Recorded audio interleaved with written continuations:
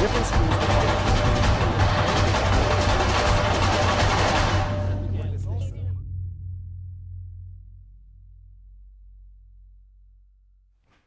Back in the 1900s, there was an influx of high-achieving Eastern European immigrants to America. Among these immigrants were young, ambitious, intelligent people who wanted to make the most of their emigration to America and take advantage of the world-class education. American universities saw these immigrants as threats to the predominantly white Anglo-Saxon college population. The biggest threat was Jews because they frequently outscored their white Anglo-Saxon counterparts on traditional admissions criteria, and thus many colleges adopted Jew quotas. These came under fire, and colleges were forced to find more discreet means of barring Jews from admission. Therefore, they enacted a policy in which children or relatives of alumni would be given preference over others in admissions. This way, they can exclude the children of immigrants in practice without causing outcry by explicitly stating so. This marks the first time in history that the idea of legacy was established. Thomas Espenshade, a researcher at Princeton University, found that on an SAT scale of 400 to 1600 points, being a legacy applicant had the same effect as adding 160 points to an applicant's SAT score, even after controlling other factors such as GPA and socioeconomic backgrounds. Granted, SAT scores are only one part of an applicant's profile, but they are a very significant portion, and a difference of 160 points is certainly significant. A similar trend was observed with race. Hispanic applicants received a cushion of 185 points, and African American applicants had a cushion of 230 points. Meanwhile, Asian applicants suffered a penalty of 50 points. Race became a factor in the admissions process after the implementation of another controversial practice, affirmative action. Affirmative action was established to overcome the effects of past societal discrimination. It involves allocating jobs and resources to members of groups that are traditionally underrepresented in the college population, such as minorities and women.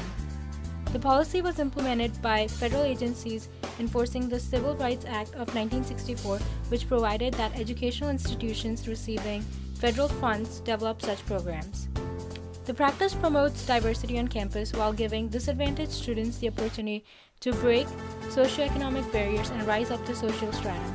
Even though it started with good intentions, affirmative action has led to many problems. 67% of Americans believe college applicants should be admitted solely based on merit, even if that results in few minorities being admitted. 3/4 of whites and 59% of Hispanics believe applicants should be judged only on merit, while blacks are divided in their views. In an attempt to not discriminate, we are discriminating. The establishment of racial quotas in the name of affirmative action brought charges of so-called reverse discrimination in the late 1970s.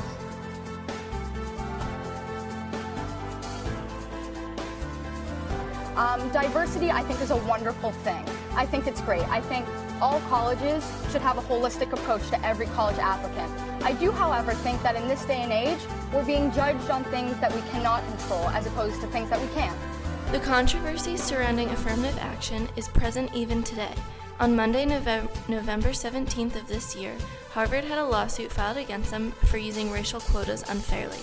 The Asian student who filed the lawsuit claimed he was discriminated against because Harvard rejected him even though he had a higher grade point average and higher test scores than some Black and Hispanic students who were accepted. The prosecutor, Edward Blum, says that quotas and racial balancing are strictly against the law. However, Harvard feels justified on their decision process because Robert Iuliano says that they consider each applicant through an individualized, holistic review, having the goal of creating a vibrant academic community that exposes students to a wide range of differences, background, ideas, experience, talents, and aspirations. Others also defend the university's policy, like Julie Park claims that Asian American students benefit greatly from attending the racially and socioeconomically diverse campuses that affirmative action helps create. From its origins, legacy was a policy of discrimination. It gives an unwarranted advantage to those already privileged by their upbringing, disvalues hard work, and generally provides a dishonest, nepotistic system by which students' futures are decided. According to recent studies, legacy applicants make up about 10 to 25% of the student body at highly selective institutions that use legacy as an admissions criteria, and only about 1.5% of the student body at those universities that do not.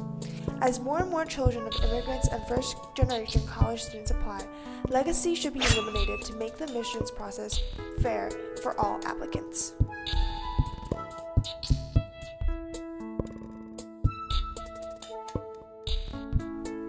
Even though polls show that 73% of Americans oppose legacy admissions, the issue just has not been important enough to garner legislative and judicial action.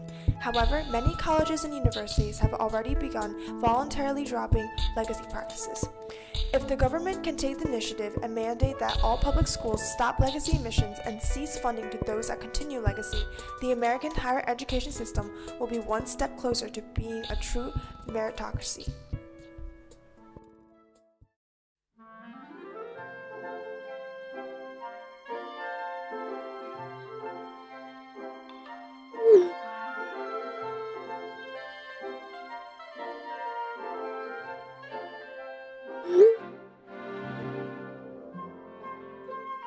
Mm-hmm.